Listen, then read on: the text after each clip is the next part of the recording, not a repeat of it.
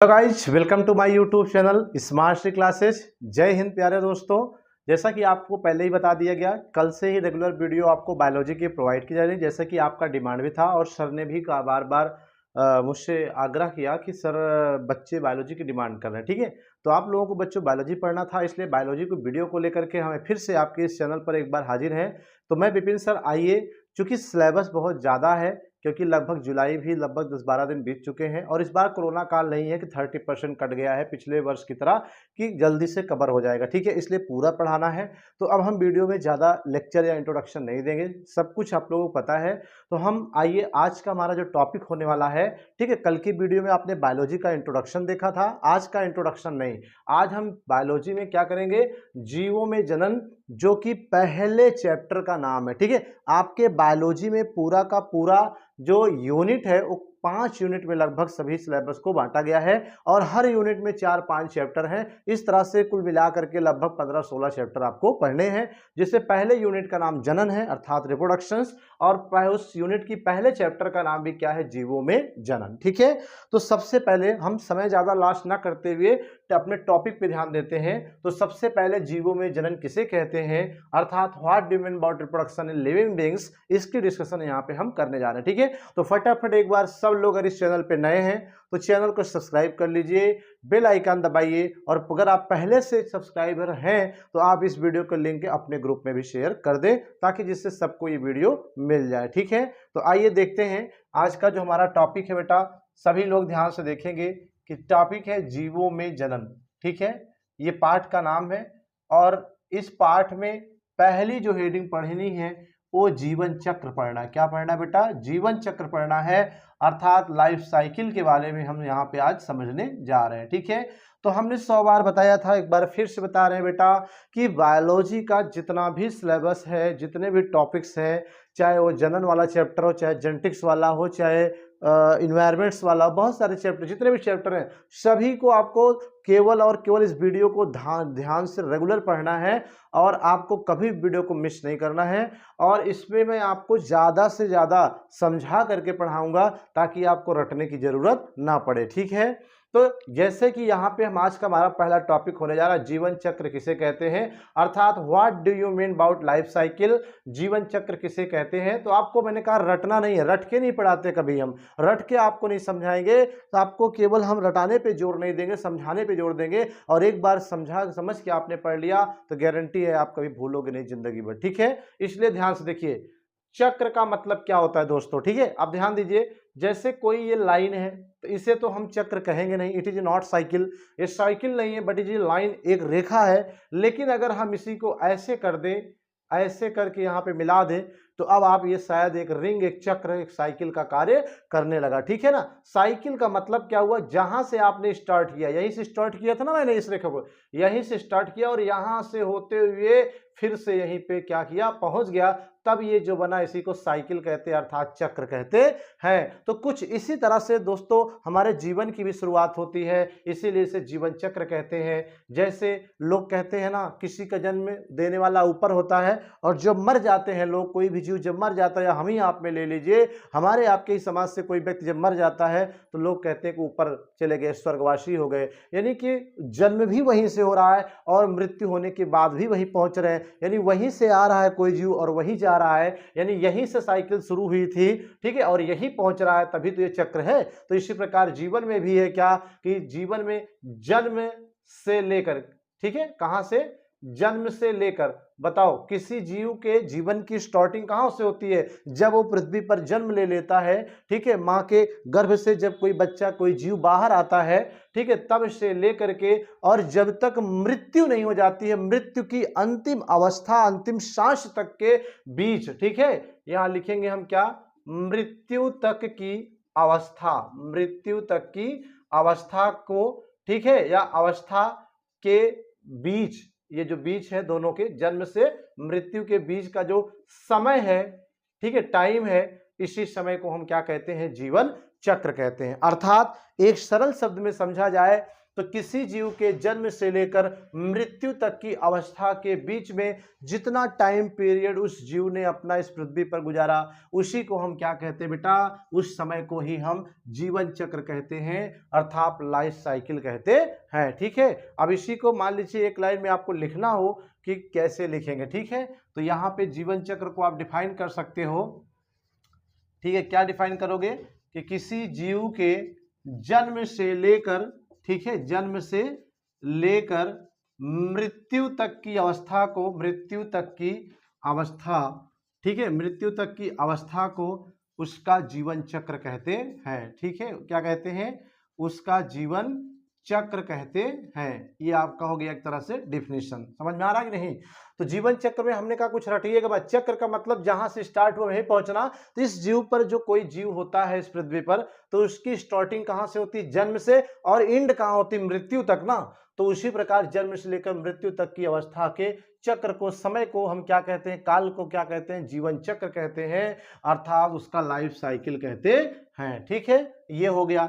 अब यहां पर भिन्न भिन्न जीवों में, जैसे, ठीक है, अलग अलग जीवों में, अलग अलग जीवों का जो जीवन काल होता है दोस्तों, वो क्या होता है, अलग अलग होता है। जैसे अगर हम बात करें यहां पर, सबसे पहले जैसे हम तोता की बात कर लेते हैं, ठीक है, या फिर कौवा की बात कर लेते हैं, कछुआ की बात कर लेते हैं, ठीक है, या अगर प्लांट में बात करें बरगद का कर लेते हैं, या धान के पौधे का कर लेते हैं।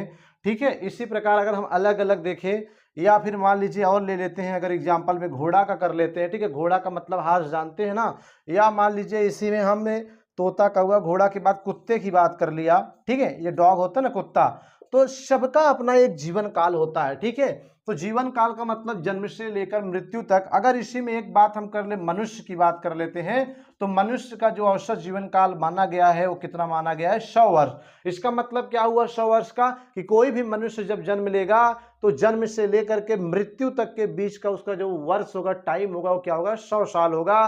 ठीक है, उसी प्रकार से जो तोता होता है ये 140 वर्ष का इसका लगभग जीवन काल होता है। ठीक है, ऐसे कौवा होता है लगभग 60 वर्ष में आएगा, कछुआ लगभग 150 से 300 वर्ष तक इसका जीवन काल होता है। ठीक है गाइस, कितना होता है, 150 से 300 जीवन काल। पृथ्वी पर अभी तक सबसे ज्यादा जो जीवन काल देखा गया है प्रेजेंट टाइम में, जो एनिमल्स उपस्थित है उसमें यही माना जाता है, कछुए का ही जीवन काल सबसे ज्यादा होता है, 150 से 300 वर्ष होता है। ठीक है, अर्थात अगर ये मान लीजिए सन 2022 में पैदा हुआ तो अगले 22 और 300 यानी 322 तक जाकर के क्या होगा, ये जीवित रहेगा। और इसी प्रकार से अगर हम इसी में बात करें, जैसे बरगद के पेड़ की, इसका भी लगभग 100 के ऊपर ही माना जाता है। बरगद के पेड़ का भी जीवन काल जो है 100 के ऊपर ही माना जाता है। ठीक है, जैसे किसी किसी पेड़ में 300 वर्ष देखा गया अधिकतम। अभी तक जो विशालकाय पुराने बरगद के वृक्ष मिले हैं उनकी आयु का मापन गया 300 साल।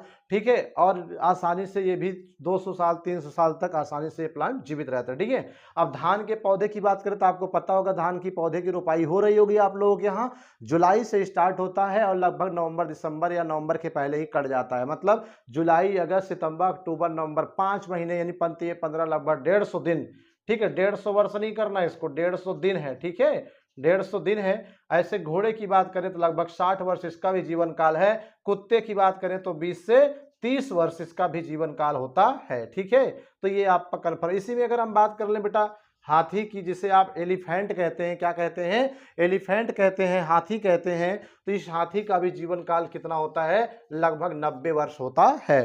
ठीक है, तो यानी कहने का ये मतलब हो गया, सीधा सीधा अगर हम समझें कि जीवन चक्र किसी भी जीव के जन्म से लेकर मृत्यु तक की अवस्था या समय काल को जीवन चक्र कहते हैं। और यह जीवन चक्र अलग अलग जीवों में क्या होता है, अलग अलग होता है, चाहे वो एनिमल हो चाहे प्लांट है। प्लांट में आम, महुआ, नीम, गूलर, जामुन, बहुत सारे प्लांट हैं, सबका जीवन काल अलग अलग होता है। कोई 10 साल, कोई 20 साल, कोई 25 साल, कोई 100 साल, कोई 500 साल, और कोई 3 महीने 2 महीने। जैसे जो फसली पौधे होते हैं ना, अरहर, चना, मटर, गेहूं, सरसों, इन सबका जीवन काल ज्यादा से ज्यादा 4 महीने 3 महीने ही होता है, उसके बाद ये खत्म हो जाते हैं। ठीक है, लेकिन जो हायर प्लांट होते हैं, फल देने वाले, आम, महुआ, नीम, गुलर, जामुन, इनका जीवन काल 100 के करीब होता है। ठीक है, जैसे आप देख ही रहे कि बरगद का जीवन काल कितना है, 300 वर्ष, मगर धान का जीवन काल यहीं पे देख रहे हो 150 दिन होता है, दिनों में होता है। ठीक है, अब यहां पर एक इंपॉर्टेंट चीज आपको यह ध्यान देना है। ठीक है, क्या कि जैसे यहां पे आप देख रहे हो इन सब में सबसे बड़ा कौन है, हाथी है। विशाल का स्ट्रक्चर, आपने देखा होगा हाथी को, कितना बड़ा हाथी होता है, एलिफेंट्स होता है, उस एलिफेंट्स का जीवन काल आप कितना देख रहे हैं, मात्र 90 वर्ष, लगभग 100 वर्ष। लेकिन उस हाथी से कछुआ जो होता है कई गुना छोटा। भाई हाथी कहाँ इतनी बड़ी, ठीक है, और कछुआ कहाँ इतना छोटा। भाई ये क्या है, ये हाथी है, विशाल का है, इसका शरीर बहुत बड़ा है, तो क्या ये बहुत दिनों तक जीवित होगा। और कछुआ देखिए बहुत छोटा है, लेकिन इसका जीवन क्या है, 90 वर्ष हाथी का है, लेकिन कछुए का 300 वर्ष, यानी लगभग इसका 9 त्रिक 27 3 गुना ज्यादा है। जबकि इसका जो शारीरिक संरचना है, जो फिजिकल स्ट्रक्चर कछुए का है बहुत कम है, लेकिन लाइफ साइकिल बहुत ज्यादा है। हाथी का जो शारीरिक संरचना है बहुत बड़ी है, लेकिन जीवन काल उसकी कई गुना कम है। तो यानी कहीं ना कहीं एक बात आपके दिमाग में आ जानी चाहिए कि जो किसी जीव का जीवन काल होता है वो उसके शारीरिक स्ट्रक्चर या बनावट पर डिपेंड नहीं करता। ये सबसे बड़ा है तो सबसे ज्यादा दिन जीवित होगा, और सबसे छोटा है तो सबसे कम दिन जिएगा, ऐसा कुछ नहीं होता, ठीक है। हालांकि ये एक हेडिंग आपकी कंप्लीट हो गई। आप नोट करना चाहें तो आप लोग एक बात और बता दें, जितना भी टॉपिक्स पढ़ाया जाए बेटा इसका नोट्स जरूर बनाइएगा, परीक्षा के टाइम पे ये काम आएगा, ठीक है। तो ये पहला टॉपिक आपका आज यहाँ पे कंप्लीट कर रहे हैं कि जीवन चक्र, पाठ का नाम जीवों में जनन, और इसकी पहली हेडिंग लाइफ साइकिल, कि किसी जीव में जन्म से लेकर मृत्यु तक की अवस्था को उसका जीवन चक्र कहते हैं या जीवन काल कहते हैं। जैसे एग्जांपल दे दिया, तोता 140 वर्ष, कौवा लगभग 60 वर्ष, कछुआ 150 300 वर्ष, बरगद लगभग 300 वर्ष, बरगद का पेड़, धान 150 दिन, और घोड़ा 60 वर्ष, कुत्ता 20 से 30 वर्ष, मनुष्य लगभग 100 वर्ष। वो एक अलग बात है कि किसी की दुर्घटना में मृत्यु हो जाए, एक्सीडेंट में मृत्यु हो जाए तो मात्र 40 साल में चला जाए अलग, लेकिन औसत जो उम्र होती है मनुष्य की 100 साल, हाथी का 90 वर्ष होता है, ठीक है। इस तरह से आपका कंप्लीट हुआ पहली हेडिंग, इसे आप नोट करें, फिर चलते हैं नेक्स्ट हेडिंग की ओर। तो चलिए गाइज, आप लोगों ने ये हेडिंग नोट कर लिया होगा। अब जो दूसरी हेडिंग है वो जनन है, ठीक है, मेन टॉपिक। आपसे कभी बोर्ड एग्जाम में ये नहीं पूछा जाएगा जीवन चक्र किसे कहते हैं, what do you mean by life cycle, ठीक है, what do you mean about life cycle, जीवन काल या जीवन चक्र किसे कहते हैं, ये कभी एग्जाम में नहीं पूछेगा। लेकिन हाँ, उसके लिए आपको जरूरी नहीं है, जैसे आपने, ठीक है, अभी केमिस्ट्री, फिजिक्स या अन्य सब्जेक्ट में देखा होगा कि एक पार्ट में अगर 10 हेडिंग है, 10 के 10 हेडिंग एग्जाम में क्वेश्चन नहीं बनते हैं, लेकिन 10 हेडिंग को पढ़ना जरूरी होता, ठीक है। बिना उन सब हेडिंग को पढ़े आगे को टॉपिक समझ में नहीं आएगा। तो जीवन काल जब भी नहीं आपको पढ़ाया, ये पेपर में नहीं आएगा, लेकिन आपकी बेसिक जानकारी के लिए बहुत जरूरी था। लेकिन अब जो पढ़ाने जा रहे हैं वो आपके बोर्ड एग्जाम में जरूर पूछा जा सकता है, ठीक है, और पूछा जाता है। तो अब हम पढ़ने जा रहे हैं जो हमारी मेन हेडिंग है जनन, या मान लीजिए हमने कह दिया प्रजनन, इसी को हम कहते हैं रिप्रोडक्शंस। क्या कहते हैं बेटा, रिप्रोडक्शन कहते हैं, अर्थात प्रजनन किसे कहते हैं, ठीक है। तो आइए अब यहाँ पे सभी लोग एक बार कंसंट्रेट हो जाइए अपने टॉपिक पर फिर से। देखिए, अगर आपसे कहा जाए पेपर में आए कि जनन किसे कहते हैं, तो मैंने 100 बार कहा कि यहाँ रटना नहीं है, ठीक है, रट के पढ़ोगे कुछ नहीं पढ़ पाओगे, ठीक है। जो भी पढ़ोगे समझ के पढ़िए, शब्दों को ही देखिए। जैसे कहते हैं ना रुपया बोलता है, वैसे बायोलॉजी की हर हेडिंग में हेडिंग बोलती है कि हम क्या कहना चाह रहे हैं, केवल पकड़ने का सिद्धांत होना चाहिए। तो आइए देखते हैं, यहाँ पे कह रहे हैं ना प्रजनन किसे कहते हैं। अभी बहुत सारे लोगों से, आप ही लोगों से पूछेंगे तो आप लोग हंसोगे, हंसने की कोई जरूरत नहीं, साइंटिफिक लैंग्वेज दीजिए। देखिए जनन, जनन का मतलब हो गया सेंस, क्या होता है, जन्म देना, ठीक है। जनन का मतलब क्या होता है, जन्म देना। और अंग्रेजी में भी कह रहा है ना रिप्रोडक्शन, प्रोडक्शन माने होता है उत्पन्न करना, री माने होता है पुनः, ठीक है, पुनः उत्पन्न करना, यानी पुनः जन्म देना, पुनः पैदा करना। पुनः का मतलब क्या हो गया, जैसे आपके दादा ने आपके पापा को पैदा किया और आपके पापा ने आपको पैदा किया, आने वाले समय आप भी किसी को पैदा करोगे, तो ये बार बार आप क्या कर रहे हैं, रिप्रोडक्शन रिप्रोडक्शन रिप्रोडक्शन ही तो कर रहे हैं, अर्थात प्रजनन, अर्थात जन्म देने की प्रक्रिया ही तो कर रहे हैं, ठीक है। तो कुल मिला के हम समझ सकते हैं, वेरी सिंपल, बहुत इजी, रटने की जरूरत नहीं। जनन मतलब जन्म देना, किसको जन्म देते हैं, कौन देता है, अरे भाई जीवधारी देते हैं, जीव देते हैं, किसको देते हैं, अपने ही समान अपने संतानों को, ठीक है। तो हम कह सकते हैं कि प्रत्येक जीवधारी में अपने ही समान संतान उत्पन्न करने की जो प्रक्रिया, जो क्षमता है, उसी प्रक्रिया क्षमता को हम किस नाम से जानते हैं बायोलॉजी में, जनन। अब जैसे आपको हम बात कर दें, ये मोबाइल है आपके, ठीक है, ये क्या बेटा मोबाइल है, ये जीवधारी नहीं है, ये निर्जीव है, ये सजीव नहीं है। तो क्या ये मोबाइल भी अपने समान अपनी जैसी एक और मोबाइल को पैदा कर पाएगी, नॉट पॉसिबल, संभव नहीं है। क्यों, क्योंकि ये जीवधारी नहीं है। क्योंकि ये जो प्रजनन क्रिया है ये सिर्फ जीवधारियों में पाया जाता है, निर्जीवों में नहीं पाया जाता है। तो मोबाइल निर्जीव है, ऐसा नहीं कि हम 10 साल बाद इसी मोबाइल को ये रख दें, 2-4 साल बाद आएंगे तो मोबाइल अपने जैसे एक मोबाइल को पैदा कर देगी, ऐसा नहीं है, ठीक है। लेकिन हाँ, हम आपके साथ यहाँ पे क्या कर रहे हैं, स्टडी कर रहे हैं। हम आपसे कल 6 साल बाद मिलेंगे तो हो सकता है कि आप सिंगल हो जाए, डबल हो जाए, यानी आप द्वारा आप जैसा ही एक नया जीव, संतान, पीढ़ी को जन्म दिया जाएगा। तो किस क्रिया द्वारा दिया जाएगा, उसी क्रिया को, उसी क्षमता को बायोलॉजी में क्या कहते हैं, जनन या प्रजनन कहते हैं, ठीक है। तो ध्यान रहे, रटना नहीं है, यहीं से याद रखना। जनन माने जन्म देना, कौन देता है, कोई जीव देता है। कैसे देता है, अपने ही समान संतान को। ऐसा नहीं कि हम मनुष्य हैं तो हम जब संतान पैदा करेंगे तो घोड़ा पैदा कर देंगे, ऐसा संभव है क्या? अरे भाई आप भी मनुष्य हो, पता चला आप क्या गधा पैदा कर दोगे, ऐसा नहीं है, ठीक है ना। ऐसा सोचने की जरूरत नहीं है। जैसे आम का बीज है, जब उसे सीड को जर्मिनेट कराएंगे तो आम का ही पौधा होगा ना। अब धान का बीज है, धान को जर्मिनेट कराएंगे धान ही पैदा होगा। उसमें ऐसा धान का बीज हमने बोया तो जाम गया, यानी वहां पे गेहूं, ऐसा होता है क्या? ऐसा नहीं होता ना।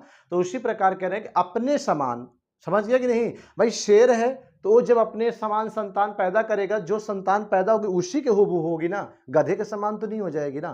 तो बस इसी क्षमता को, इसी क्रिया को हम क्या कहते हैं बायोलॉजी की भाषा में, जनन या प्रजनन कहते हैं। तो इसको लिखेंगे कैसे, देखिए यहाँ पे इसके डिफिनेशन लिखने जा रहे हैं, ठीक है। कि जीवधारी में, ठीक है, जीवों में क्या अपने समान, जीवों में अपने समान संतान उत्पन्न करने की क्रिया या प्रक्रिया, क्रिया या क्षमता, ठीक है, या क्षमता को हम जनन कहते हैं। क्या कहते हैं? जनन कहते हैं। समझ में आ रहा है कि नहीं? तो यहाँ क्या लिखा कि जीवों में, यानी जनन कहाँ होता है बेटा? जीवों में होता है। और इसमें क्या होता है कि अपने समान संतान क्या किया जाता है, उत्पन्न किया जाता है। तो इसी क्रिया या इसी क्षमता को हम क्या कहते हैं, जनन या प्रजनन कहते हैं, ठीक है। या इसी को एक और तरीके से रिप्रेजेंट किया जाता है, ठीक है, कि वंश परंपरा बनाए रखने के नियम को, ठीक है, वंश परंपरा बनाए रखने के नियम को हम जनन या प्रजनन कहते हैं, ठीक है। क्या कहते हैं? वंश परंपरा बनाए रखने के नियम को। तो बात कहीं ना कहीं बेटा वही आ रही, दोनों डिफिनीशन एक ही है, लैंग्वेज अलग है। जैसे पानी या जल कहो, शब्द अलग लेकिन अर्थ एक है। उसी प्रकार जीवों में अपने समान संतान पैदा करने की क्षमता को जनन कहते हैं, कहिए, या वंश परंपरा बनाए रखने के नियम को हम जनन कहते हैं। चाहिए कर दीजिए, दोनों का मतलब एक है। कैसे, ये भी समझ लीजिए। वंश परंपरा, वंश मतलब पीढ़ी। लोग कहते हैं ना कि 1 लाख पूत 1.25 लाख नाती, ता रावण के घर दिया न बाती। मतलब 1 लाख पूत का मतलब क्या हो गया कि आने वाली पीढ़ियों को, चाहे आप संतान कहिए, चाहे पीढ़ी कहिए, चाहे पुत्र कहिए, चाहे सपूत कहिए, चाहे आप वंश कहिए, यही होता है, ठीक है। तो यहाँ वंश का मतलब सेंस है अपने संतान से। संतान का मतलब वो पिता जो है, बेटा भी हो सकता है, बेटा भी हो सकता है और बेटी भी हो सकती है, ठीक है। तो वंश मतलब संतान, बेटा, बेटी। अब परंपरा का मतलब होता है, परंपरा उस प्रक्रिया को कहते हैं जिसे हमारे पीछे जो पीढ़ियां बीत गई है, आजा बाबा दादा, उन्होंने उस कार्य को किया हो और उस कार्य को हमारे द्वारा भी किया जाए और हमारे आने वाली पीढ़ियों द्वारा भी किया जाए। तो उस कार्य को करने की प्रक्रिया को परंपरा कहते हैं। तो जनन क्या है? एक परंपरा है। क्यों? क्योंकि आपके आजा बाबा ने दादा को पैदा किया, दादा ने पापा को पैदा कर दिया और पापा ने क्या पैदा किया? आपको पैदा किया। और आप भी इस परंपरा को निभाएंगे कि ऐसे आपके पापा ने आपको पैदा किया, आप भी अपने जैसे ही पैदा करोगे, वो भी पैदा करेगा। इसलिए ये क्या है? पीढ़ी दर पीढ़ी चलेगी, इसीलिए इसे परंपरा कहते हैं। और ये परंपरा किस लिए निभाते हैं? वंश के लिए, अर्थात सुपुत्र के लिए, संतान के लिए। तो इसको बनाए रखने के लिए जो नियम, जो क्रिया करेंगे, उसी को तो भैया हम क्या कहते हैं? प्रजनन कहते हैं, ठीक है। तो अब आपको समझ में बात आ गई होगी, ठीक है। इसमें कोई डाउट, कोई दिक्कत तो आप हमसे मिल सकते हैं भाई, यहाँ कमेंट बॉक्स में अपना कमेंट कर सकते हैं। तो ये इसकी परिभाषा हो गई, आप इसे अपने कॉपी में, नोटबुक में नोट करें। फिर चलते हैं नेक्स्ट हेडिंग की ओर, ठीक है। सभी लोग नोट करें। तो सभी गाइस नोट कर लिए होंगे डेफिनेशन को। अब इसी में अगर हम बात करें, ध्यान दीजिएगा कह रहा है कि जीवों में ये क्रिया कहाँ संपन्न होती बेटा, जीवों में। अभी मैंने आपको बताया कि ये मोबाइल निर्जीव है, इसमें ये प्रक्रिया संपन्न नहीं होती है, ठीक है। ये मार्कर भी आपका निर्जीव है, इसमें भी ये प्रक्रिया संपन्न नहीं होती है कि मार्कर भी अपने जैसे मार्कर को सेल्फ पैदा कर देगा, ऐसा संभव नहीं, क्योंकि ये निर्जीव है। यानी जनन कहाँ संपन्न होता है, केवल जीवों में। और मैंने कल बताया था बेटा, जो जीव होते हैं दो प्रकार के होते हैं, एक प्लांट होते हैं अर्थात पेड़ पौधे होते हैं, ठीक है, और दूसरा एनिमल होते हैं। क्या होते हैं, एनिमल होते हैं अर्थात जंतु होते हैं, ठीक है। इसी जंतु में मैंने कल बताया था कि आप भी आते हैं, हम आप भी आ जाते हैं, अर्थात मनुष्य भी इसी कैटेगरी में आता है, ठीक है। तो मैंने कहा कि जनन कहाँ होता है, जीवों में। जीव चूंकि दो होते हैं, प्लांट और एनिमल, इसका मतलब जो जनन है वो प्लांट में भी होता है और एनिमल में भी होता है। लेकिन अब आप बताइए कि प्लांट भी अपने जैसी संतानें पैदा करते हैं, जैसे एक आम का पेड़ है तो अपने जैसे हजारों आम के पेड़ को तैयार कर देता है, एक गुलाब का पौधा है अपने जैसे हजारों गुलाब के पौधे को तैयार कर देता है। उसी प्रकार से ऐसे ही बहुत सारे प्लांट हैं जो अपने जैसे ही क्या होते हैं, लगभग सभी प्लांट की बात कर लो, बहुत सारे क्यों, लगभग हर प्लांट अपने जैसे संतान को उत्पन्न करते हैं। लेकिन अब आप बताओ एनिमल में भी ये प्रक्रिया होती है। भाई घोड़ा अपने जैसे घोड़े संतान को जन्म देगा, हाथी अपने जैसे, कहते हैं ना शेर का बच्चा शेर को जन्म देता, हाथी का बच्चा हाथी, तो अपने जैसे संतानों को सभी एनिमल्स, हम आप भी, हाथी घोड़ा बंदर बिल्ली सभी देते हैं। लेकिन जरा ये बताइए, क्या जिस प्रोसेस द्वारा प्लांट देते हैं ठीक वैसे ही एनिमल में होता है, या जिस तरीके से एनिमल में मेल और फीमेल दोनों पास आके परस्पर प्रजनन करके शारीरिक संपर्क करके नए संतान को जन्म देने की प्रक्रिया या परंपरा को संपन्न करते हैं, क्या वैसे प्लांटों में भी होता है। प्लांटों में आम का पेड़ एक जगह पे स्थिर है, ठीक है, महुए का पेड़ एक जगह पे स्थिर है, क्या पौधों में भी, लेकिन फिर भी वो अपने जैसे संतान पैदा करते हैं। किसके माध्यम से, कैसे करते हैं, तो उस क्रिया को तो जनन कहेंगे, इसमें भी कहेंगे, लेकिन जनन के तरीके क्या हैं, अलग हैं। दोनों अपने जैसे संतान पैदा कर रहे हैं, प्लांट भी एनिमल भी, लेकिन एक ही प्रोसेस जैसा नहीं। इसका मतलब है कि जनन होता तो है लेकिन प्लांट में अलग टाइप का होता है और एनिमल में अलग टाइप का होता है। इसका मतलब होता है बेटा कि जनन के भी कई प्रकार होते हैं, ठीक है। तो आइए देखते हैं यहाँ पे हम, जो हमारी नेक्स्ट टॉपिक है जनन के प्रकार, ठीक है, टाइप्स ऑफ रिप्रोडक्शंस, जनन के प्रकार, इसे आप कह सकते हैं टाइप्स ऑफ रिप्रोडक्शन, ठीक है, टाइप्स ऑफ रिप्रोडक्शंस कहेंगे, ठीक है। तो चूंकि हमने कहा प्लांट भी अपने समान पैदा करते हैं संतान, एनिमल भी, लेकिन प्लांट में क्या तरीके अलग, एनिमल में अलग है, इसका मतलब जनन के कई प्रकार हैं। तो बेसिकली या आप कह सकते हो कि मुख्यतः जो जनन होता है 3 प्रकार का होता है, कहीं कहीं आपको 2 मिल जाएगा, बट कोई डाउट नहीं 2 बोलो या 3 बोलो, अभी हम आपको बताते हैं, ठीक है। 3 प्रकार का, हमको डिटेल पढ़ाना इसलिए हमने 3 कह दिया, 2 की संख्या यहाँ पे नहीं दी। पहला आपका है बेटा वर्धी जनन, सबसे पहला क्या है, वर्धी जनन, या इसी को हम कायिक जनन भी कहते हैं, ठीक है। क्या कहते हैं, कायिक जनन भी कहते हैं। इंग्लिश में अगर हम बात करें तो वेजिटेटिव रिप्रोडक्शन, क्या होता है, वेजिटेटिव रिप्रोडक्शन होता है, समझ गए कि नहीं। और दूसरे की बात करें हम तो अलैंगिक जनन होता है। क्या होता है बेटा, दूसरा हमारा क्या है, अलैंगिक जनन, या इसे हम क्या कहते हैं, अलिंगी जनन भी कहते हैं। क्या कहते हैं, अलिंगी जनन। इसको इंग्लिश में एसेक्सुअल रिप्रोडक्शन कहते हैं बेटा, क्या कहते हैं, एसेक्सुअल रिप्रोडक्शंस कहते हैं, ठीक है। और जो हमारा तीसरा है, चूंकि हमने क्या कहा कि कितने प्रकार का होता है जनन, 3 प्रकार का होता है। पहला वर्धी जनन या कायिक जनन, दूसरा अलैंगिक या अलिंगी, और तीसरा आप समझ गए होंगे कि लिंगिक जनन होता है, लैंगिक, या फिर क्या होता है बेटा, लिंगी जनन होता है, ठीक है। लिंगी जनन होता है जिसे सेक्सुअल रिप्रोडक्शन कहते हैं, ठीक है। क्या कहते हैं, सेक्सुअल रिप्रोडक्शंस, ठीक है। स्पेलिंग समझ लीजिएगा, REPRO, रिप्रो, PRODUCTION, रिप्रोडक्शंस, ठीक है। तो ये हो गया। तो ये बेसिकली 3 प्रकार के रिप्रोडक्शंस होते हैं।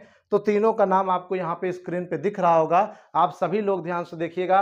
नंबर 1 वर्धी जनन या कायिक जनन कहते हैं, जिसे इंग्लिश में वेजिटेटिव या रिप्रोडक्शंस कहते हैं, और दूसरा अलैंगिक जनन या अलिंगी जनन कहते हैं, तीसरा लैंगिक या लिंगी जनन कहते हैं। तो ये 3 प्रकार के रिप्रोडक्शंस होते हैं, ठीक है। एनिमल्स में बेसिकली क्या होता है, लैंगिक जनन होता है, ठीक है। एनिमल में कौन से होता है, लैंगिक जनन, चाहे वो, ठीक है, हाथी घोड़ा बंदर बिल्ली मनुष्य चूहा, कोई भी आपका एनिमल्स होता है। मनुष्य की भी बात करें तो उसमें उसमें लैंगिक जनन का रिप्रोडक्शन होता है, अर्थात सेक्सुअल रिप्रोडक्शन होता है। बाकी जो प्लांट होते हैं ना, जो पौधे होते हैं, प्लांट होते हैं, उनमें क्या होता है, ज्यादातर वर्धी जनन या कायिक जनन होता है और अलैंगिक जनन होता है। बाकी कुछ प्लांट ऐसे हैं जिनमें क्या होता है, लैंगिक जनन भी पाया जाता है।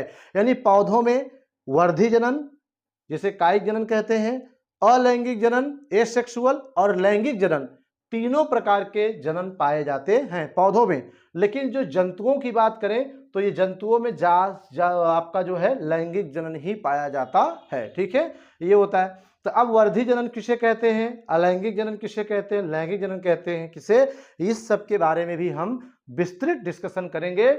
लेकिन उसका वर्णन, इन सब का वर्णन हम अब कल के नेक्स्ट वीडियो में आपको हम प्रोवाइड करेंगे। ठीक है, अगर वीडियो अच्छी लगी हो, ठीक है, तो वीडियो को लाइक और कमेंट जरूर करिएगा। और हाँ, हमने कहा कि बेटा रटना नहीं है इस प्लेटफॉर्म पे, हम आपको रटाने नहीं आए हैं, सिर्फ समझाने आए हैं और समझा करके पढ़ाएंगे। और आप समझ के अगर पढ़ोगे तो सारी टॉपिक्स के बारे में कुछ ना कुछ जरूर लिख के आएंगे बिना दोबारा रिपीट किए हुए। और अगर आपने नोट्स यहाँ से देख के बना भी लिया तो आप पढ़ के भी जाओगे तो और बेहतर करके आओगे। ठीक है, इसलिए रटने पे जोर मत दीजिए, समझने पे जोर दीजिए। और यहाँ जो कहा जाए कि इंपॉर्टेंट है पेपर के लिए, उसको जरूर आपने कॉपी में नोट कर लीजिए। ठीक है तो आज के इस टॉपिक में प्रजनन की परिभाषा, जीवन चक्र और उसके बाद जो इसके प्रकाश के बारे में बताया गया। कल हम मिलेंगे आपको एक नए वीडियो में, तो आपको यहाँ पे वर्धी जनन, कायिक जनन, अलैंगिक जनन, लैंगिक जनन के बारे में भी विस्तृत वर्णन करेंगे। ठीक है, तब तक के लिए धन्यवाद। जय हिंद मेरे प्यारे दोस्तों, मिलते हैं कल फिर से एक नए वीडियो के साथ, एक नई ऊर्जा के साथ। तब तक के लिए धन्यवाद। Thank you for watching this video guys, thank you. Note कर लीजिए सभी लोग।